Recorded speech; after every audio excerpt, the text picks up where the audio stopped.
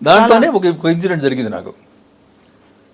ఆ సినిమా జరుగుతున్నప్పుడే ఆలీ అనే యాక్టర్ ఉన్నారు కదా, ఆయన నేను వైజాగ్లో షూటింగ్ జరుగుతుంది, చెట్ల కింద కూర్చున్నాం, వచ్చి ఏదో మాట్లాడుతున్నాడు అక్కడ ఆర్టిస్ట్, లేడీ ఆర్టిస్ట్ తోటి. ఏం భాష ఏం మాట్లాడుతున్నావు అన్న. మలయాళమా అన్న. కాదండి జిబ్రిష్ అని. మాట్లాడు, మళ్ళీ మళ్ళీ నువ్వు మాట్లాడుతుంటాను మాట్లాడాడు. ఓ పని చేయి, నీకు క్యారెక్టర్ రాస్తాను, అలా అట్టే పెట్టాను. అయిపోయిన తర్వాత రాజేంద్రుడు గజేంద్రుడు సినిమా చేస్తున్నప్పుడు నాకు ఇది ఫ్లాష్ అయింది.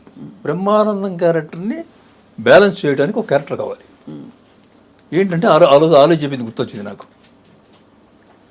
గుర్తొచ్చి వెంటనే కృష్ణారెడ్డి గారికి ఫోన్ చేసి సరే బ్రహ్మానందం పక్కన ఒక క్యారెక్టర్ అనుకున్నాను కదా, మొన్న చెప్పా కదా మీకు, ఆ క్యారెక్టర్కి ఆలీని పెట్టుకుందాం, మా ఇంటి దగ్గరే ఉన్నాడు, ఇప్పుడు అతను పంపిస్తున్నాను దగ్గరికి, బుక్ చేసేయండి, బ్రహ్మానందం గారి డేట్స్ తీసుకోండి అన్న. ఓకే అన్న. అది ఎంత హిట్ అయిపోయింది, అంత హిట్ అయిపోయింది. అవును. దాంట్లో ఆలీ మాట్లాడిన ఒక్క మాట కూడా నాది కాదు, ఆయనదే. అంతే. నేను క్యారెక్టర్ ఫిట్ చేయడం, అక్కడ అది అలా కూర్చోబెట్టడం నేను చేసిన పని. 2 లైన్లు కొత్త భాష చెప్తారా సార్? ఎంత చేట అలీ గారు కనిపిస్తే ఇప్పుడు మేము పలకరించడం ఎంత చేట అంటాం. ఎంత చేట అంట దాంట్లోదే. సరే ఈ రాజేంద్ర గజేంద్ర సినిమా అయిపోయింది. అప్పట్లో ఇంత విరివిగా మీకు ఈ VHS క్యాసెట్లు ఇవి వచ్చేవి కాదు. కొంతమంది దగ్గరే ఉండేవి, అంటే మా దగ్గర ఉండేవి. అవును. డైరెక్టర్ల దగ్గర, ప్రొడ్యూసర్ దగ్గర.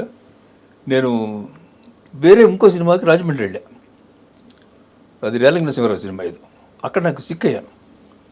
సిక్ అవుతే వచ్చేసాను, మెడ్రాస్కి వచ్చేసాను ట్రైన్లో. నాతో పాటు ఒక ఈ బాడీ మసాజ్ చేసే ఒక వ్యక్తిని పంపించాడు రాళ్ళపల్లి గారు తోడు.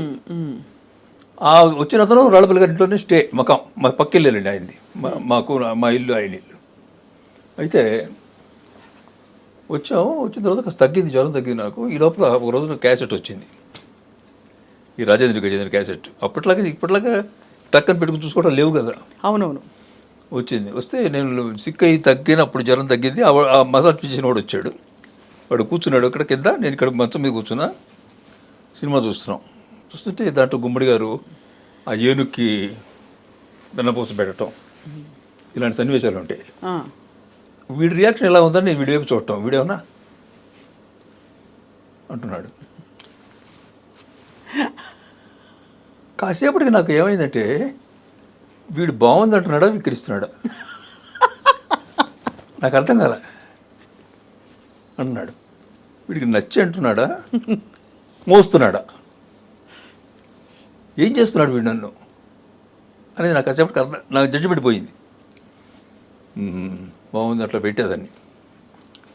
మాయాలోడి సినిమాలో బ్రహ్మానందం పోలీస్ కానిస్టేబుల్, SIO, అతని పక్కన కానిస్టేబుల్ వీడు ఆలీ. అక్కడ పావురం, ఈ అమ్మాయి గన్నుపెట్టి కాల్చినప్పుడల్లా ఒక జంతువు చచ్చిపోయి పడుతుంది. పడగానే బ్రహ్మానందం ఆవిడంగా చూస్తాడు. చూడగానే ఒరే విక్రిస్తున్నావా, చేస్తున్నావా, అది చేస్తున్నావా, అర్థం కావట్లేదు రా, నీకు దండం పెడతాను రా అని ఈయన వాపోవటం. అదే అలా ఆ క్యారెక్టర్ సూపర్ డూపర్ హిట్ అయిపోయింది. అట్లా కొన్ని జనాల నుంచి చూడగానే మనకి కొన్ని క్యారెక్టర్లు పుడతాయి అట్లా. అండ్ దాదాపు ఇవే యాక్చువల్లీ మీరు చూస్తే సార్ చాలా సినిమాల్లో ఇవే జీవం పోస్తాయి కథని నడిపించడానికి. రిలీఫ్ ఎలిమెంట్స్ ఇవే. ఎందుకంటే ఇప్పుడు అసలు ఒక తరం నుంచి బ్రహ్మానందం గారు, అలీ గారు సినిమాలో ఉన్నారా లేదా అని డిసైడ్ చేసేవాళ్ళం ప్రేక్షకులం చూడాలంటే సినిమా. అండ్ ఆ సన్నివేశాలు, గొప్ప సన్నివేశాలు రాసేది మీరే. కానీ మీవి ఎక్కువ ఉన్నాయి, అంటే మీరు చెప్తున్నవన్నీ చాలా పాపులర్. ఎంత చేట అయితే మామూలు పాపులర్ కాదు అది. ఎంత చేట అద్భుతం, అది బర్త్డే అయిందే అయిందే అది. కథ ఏంటంటే నేను పాత్ర కూర్చోబెట్టాను. అవును. మీరు ఈ కోణం, ఒక బాగా హ్యూమర్ ఉండే కోణం ఒకవైపు, మరోవైపు విశ్వనాథ్ గారితో మీరు పనిచేశారు. ఆయనది చూడంగానే సంప్రదాయం లేచి నిలబడుతుంది.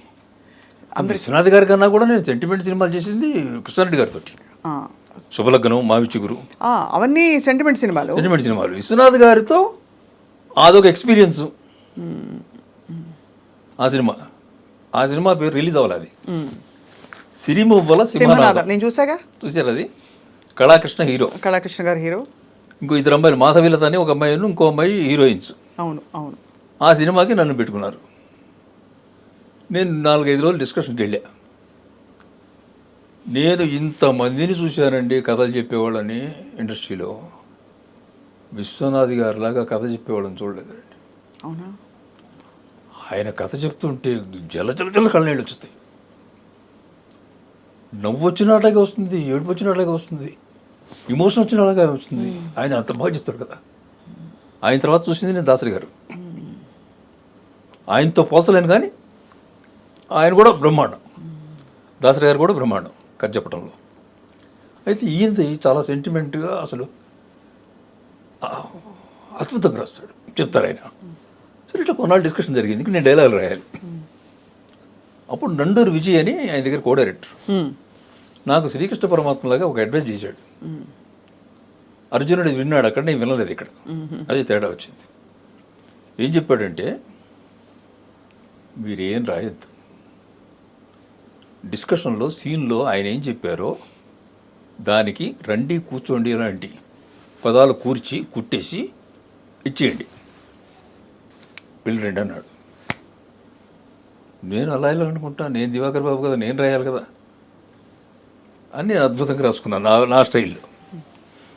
వెళ్ళాను సెట్కి, విన్నారు, చూశారు, చాలా బాగుందండి అన్నారు. కాలు వేసుకున్నాను. విశ్వనాథ్ గారు మెచ్చుకున్నారు. వచ్చి పక్కన కూర్చున్నాను. కాసేపు డైలాగులు ఏమి వినిపిస్తున్నాయి, నావి కాదు, వేరే వినిపిస్తున్నాయి.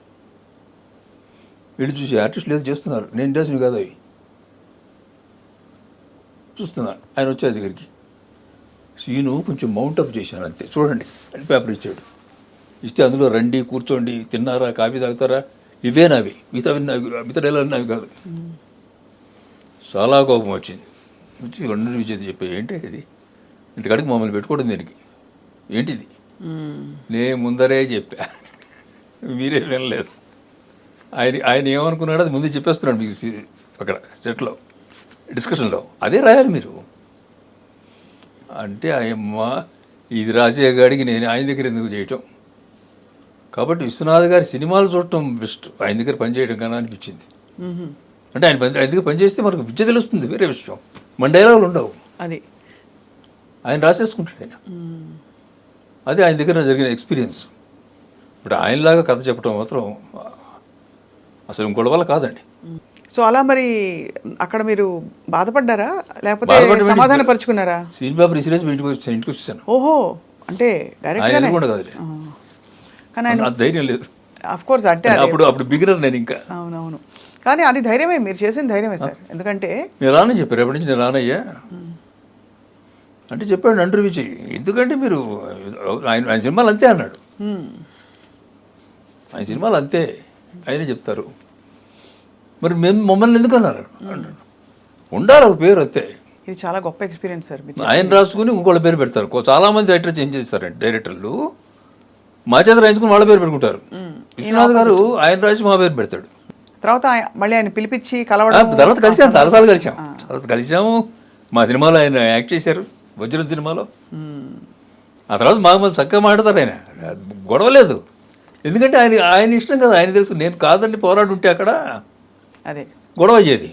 నేను తలంచేసి వచ్చేసాక పక్కకి, అయ్యే పని కాదని. అప్పుడు పైగా నేను బిగినర్. ఆ తర్వాత అయితే కొంచెం కృష్ణారెడ్డి గారి సినిమాలు అవి రాస్తే అహంకరించేవాడేమో, హోంకరించేవాడేమో, అంత లేదు అప్పుడు. అప్పుడు ఇంకా నేను క్యాటే, టైగర్ అవ్వలేదు. క్యాట్ మరి లయన్తో టైగర్తో పోరాడకుండా వచ్చేసారు. వచ్చేసాను.